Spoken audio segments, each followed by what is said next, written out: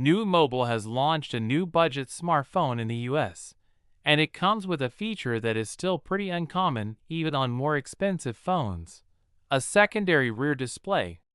The new Nuu B40 5G includes a rectangular 1.6-inch AMOLED Vista Display built directly into the camera module on the back.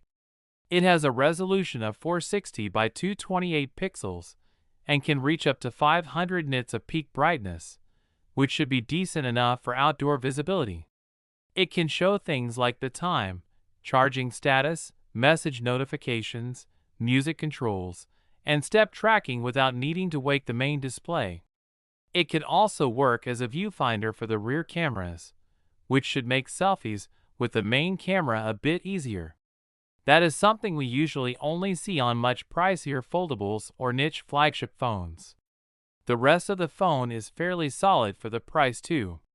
On the front, the B45G features a 6.7-inch curved AMOLED display with a 120Hz refresh rate and full HD Plus resolution. Nuu says the panel can reach up to 1,100 nits peak brightness, which should help a bit with outdoor visibility. For cameras, the phone uses a 64MP main sensor alongside a smaller 2MP macro camera, while the front houses a 16MP selfie shooter. Powering the device is the MediaTek Dimensity 7025 processor paired with 8GB RAM and 256GB storage. The phone also ships with Android 15 out of the box, which is still not something you always get in the budget segment.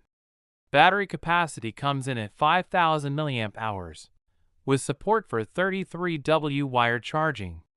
Other features include an in-display fingerprint scanner, Bluetooth 5.2, dual SIM support, and 5G connectivity. The Nuu B40 5G is priced at $249.99 in the US, although some launch promotions reportedly bring it closer to the $199 mark. At this price point, the phone is obviously not trying to compete with premium handsets in raw performance or camera quality.